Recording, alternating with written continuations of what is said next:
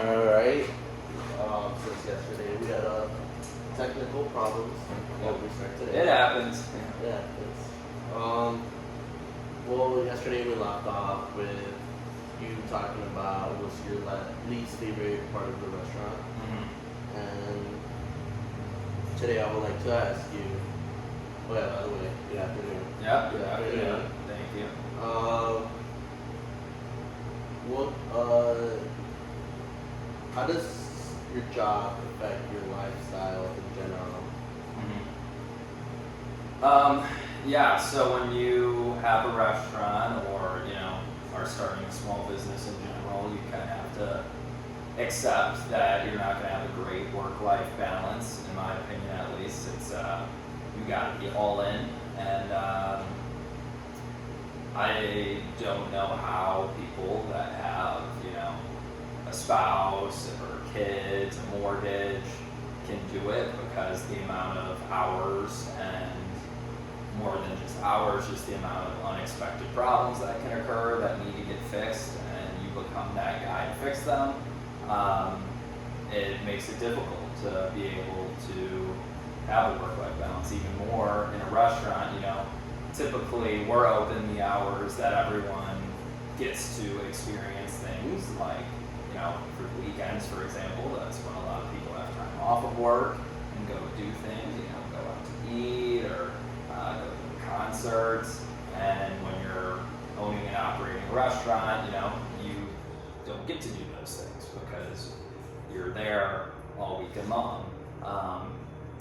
So, for me right now, it's not a big deal. I've come to accept it, and I knew full willing going into it that that'd be the case. But yeah, working in a restaurant in general, if you like to have weekends off and, being able to do normal things, quote unquote, sometimes it is difficult. Obviously, you kind of have to make the call between whether, what you want to do, or if there's a way to do both. But yeah, at the moment, this is my life. This is, my baby, my wife, and my home. So it's kind of just, this is what I'm doing right now, and I'm all for it. So if you ran out of food, how do you deal with that problem?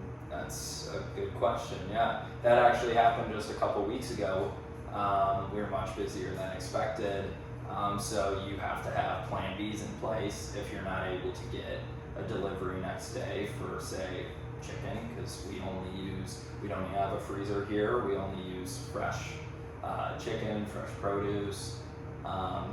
So a couple weeks ago, we on Saturday basically ran out of chicken, and so Saturday night we had to run to Costco. I have a connection there with their meat guy, and I said I need to pick up, as much cases of chicken as you have on hand for wings and thighs, and that's staying an extra few hours at night to get those brined and prepared to fry next morning. Getting in early for that, you just got to be savvy and do what you got to do.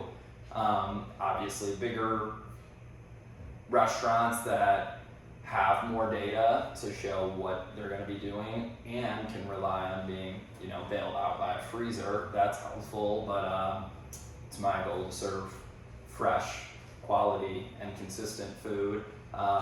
So if you sell out, that doesn't have to be looked at as a bad thing. It's a good thing you sold more than you expected to, and obviously you don't want to be leaving money on the table of potential customers, and some people might get upset, but in our experience so far, most customers are understanding of it, and you just look to get better at forecasting how much food you need for the week or the day or the night.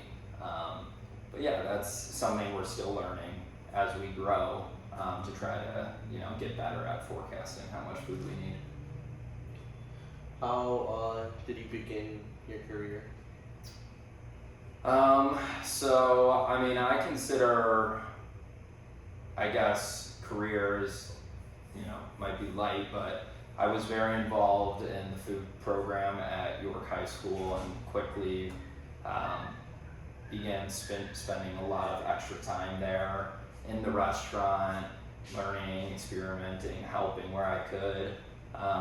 That's where I got good at dishwashing and cleanliness and attention to detail. And I have a lot of thanks to Miss Albert, the director for FCS program there, and we're still friends today. And I also started at 15 working at a local brewery in Elmhurst that just opened, so I immediately started line cooking there when they opened, so that kind of helped me gain my footing in an actual restaurant setting. And just spending time on my own, learning how restaurants operate over the past basically 6-7 years. And then I went to culinary and business school at Johnson & Wales. And while I was there, I was in school full time, 4 to 5 days a week, and I worked 3 nights a week at a fine dining restaurant in Providence. Definitely learned a lot there as well, and that was much more, there's much more management responsibilities there, not managing other people necessarily, but managing my own station. I was responsible for my own food ordering, my own responsibilities of just having all my prep ready for the station, knowing when I had to get in early or stay in late, so that it all builds to help you get better as you go. And a lot of that has helped me, starting Doc, and but yeah, you're learning every day. Things are always changing, so nothing's set in stone. You're just trying to get a little bit better every day as an individual and as a brand and with your staff, and so that's kind of how it came to be from then to now. At what point in your life did you get interested in the restaurant business? I think I've always been drawn to food in general. Going out to eat when I was younger was a very rare occasion, but every time I did, I was always really enjoying myself, and not just for the food, but watching how cooks move, if it's an open kitchen, or how servers communicate, and just the hecticness that happens behind the scenes while most people are very focused on just chit-chatting. And I realized people here are enjoying themselves, and I think I've always had kind of a natural sense of hospitality and want to be hospitable and provide people with good experiences through food or whatever else. And yeah, just growing up, my dad would always let me man the grill if it was, we were grilling steaks or whatever on a Sunday, and I kind of just messed up and figured out and, slowly got better at, with just learning cooking techniques, researching on YouTube. The internet is a great resource to figure out recipes and learn techniques. So I've always been curious in food. And I think by the time I was 15, 16, I realized that I would be in the restaurant industry in one way or another, whether that's, working my way up to maybe being a chef or managing a restaurant, but definitely connected in the food world, and happy to be here. Since you went to culinary school, do you recommend that to other students? Yeah, that's a tough one. It's a lot of people debate whether it's worth it or not. Usually it comes down to the money standpoint. If you have the financial backing from whether it's a scholarship, your parents, grants, or community college like COD has a great program, then I would say, yeah, it's probably worth it to go. The reason I went to culinary school and wanted to be at Johnson & Wales, because I was hoping to go and be around like-minded individuals who are interested in food and restaurants, and to be connected with chefs and instructors that have been in the restaurant industry for, years and decades. And yeah, it's tough to say, some people it's person to person whether you want to work and work your way up, or what you're still gonna have to do, if you want to be in a chef's role. But definitely getting those baseline culinary skills, learning mother sauces and basic cooking techniques, and going through basic sanitation classes and baking classes, that is all a good stepping stone to then kind of, figure out. Also, another thing it's good to figure out is if it's not a money issue, that's a good place to figure out whether or not you like being in a kitchen setting. If you're willing to, do all the little things, get your uniform ready, show up on time, clean, clean. That's 80% of a job of a kitchen. Maybe exaggerating, but yeah, it's it's definitely a good way to kind of figure out whether or not you are enjoying doing those things, because that is just going to be the daily life of being responsible for the kitchen plus more on top of it. So yeah, I'd say final answer, it's kind of person to person, but there's a lot of benefits to it for sure. I'm just gonna double check. So recording. Yeah, we're good. Alright. I have 2 more questions for you. Is there any trends going around in the business world right now? Yeah, in restaurants. Yeah, I would say, yeah, I got you. Definitely, I would say chicken is still huge. People, I would say the chicken sandwich wars that got crazy with Popeyes and their chicken sandwich a couple years ago, kind of during the end of 2020 was kind of when that started. That's still alive and well. And about 10 years ago was kind of the rise of the more upscale burger. Now it's starting to be a lot more upscale chicken sandwiches and chicken in general. You're seeing a ton of concepts opening up. One in Chicago by Boca Restaurant Group, I believe, just opened up Gigi's Chicken Shop, and their things, high quality rotisserie chicken and chicken sandwiches. I think that also just plays into the trend of more people caring about the quality of the food they're eating, especially if it's at a restaurant. I think slowly gone are the days of people just wanting and accepting cheaper, low quality food. If they're going out to spend money on food, they want to have a higher quality piece of chicken, not throwaway chicken. Or they want a higher quality burger that maybe they can't make at home. Something to differentiate and add to the experience. I would say smaller footprints. Smaller footprint locations are definitely becoming more prevalent. I mean, here we're a small location, focused on takeout and delivery, and now you're starting to see people like Chipotle, Buffalo Wild Wings start to do pickup, and mobile ordering only locations. Multiple reasons for that. A lot to do with rising costs of real estate, low staffing, so it makes it hard to run a large full-scale restaurant. It's more to clean, more guests to take care of. So people are getting creative, and again, the restaurant industry is always changing very rapidly. So it's kind of trying to move with the trends, but also stay true to your brand. And yeah, I would say it's exciting right now to kind of see where the industry is going.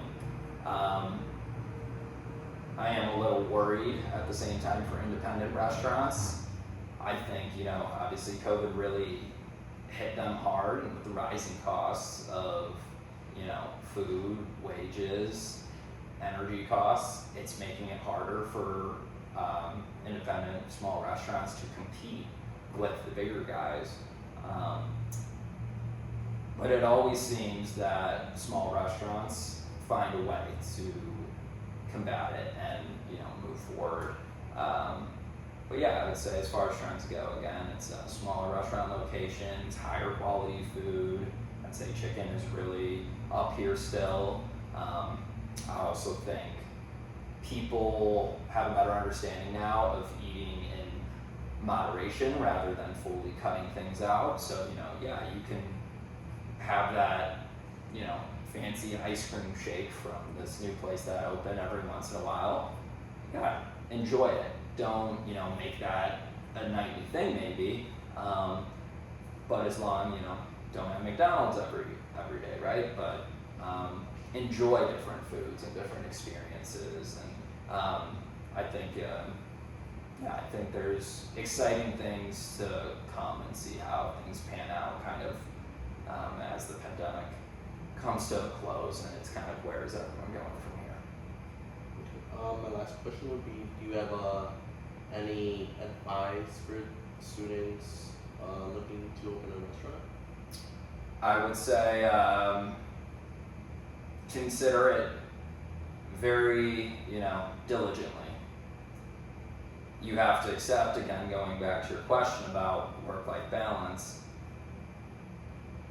within the initial, you know, if you're starting, you know, just bootstrapping it all, start to finish, not opening, you know, not franchising, not managing a restaurant, you are starting a concept from zero to ground up. You have to accept that you're not going to have much of a life outside of it. You're going to have to commit 100% fully to making it work, or else it will not work.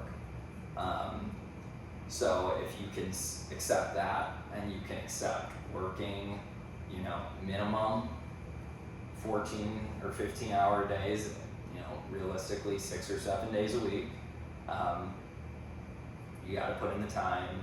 But if you can do those things and you think your concept could work and there's a market for it, and you believe in the food, it's even more helpful if you have people around you that, you know, are willing to support you. You know, there's gotta be people doing small restaurants and new concepts, or else all we would have around is McDonald's, and it would be boring. So I would say take risks, but be diligent in your decisions, and you have to really, you know, look inside yourself to say, is it right for me to open a restaurant and wear all of the hats? Because it's not just, you know, being the chef and cooking food, putting your name on it. You know, you have to do that. You have to, you know, do food ordering. You have to do hiring. You have to do inventory. You have to, you know, pay all the bills, rent, energy, vendors. You have to, if anything is problems come up, you have to fix it. So you have so many responsibilities that if you're not willing to do that, it could make more sense to just, you know, if you just want to cook and be in that chef role of just kind of cooking and managing your kitchen staff and your food costs, then maybe you look for a partner, or, you know, someone to be the owner guy that's, you know, doing more of the back end business work, and you're more focused on the kitchen. Again, there's a lot of ways to skin the cat, but the biggest thing I would say is to really think deeply about it and see if that's the right step for you. And if you're willing to do all of those things and willing to put in the work, then I'd say, yeah, take a shot. What do you have to lose? Some people have more to lose than others, of course, but yeah, someone's got to be doing it in order for new things to pop up and for people to have great restaurant experiences. So, yeah. Well, thank you for your time. Yeah, thank you. Appreciate it. Yeah, thank you for having me.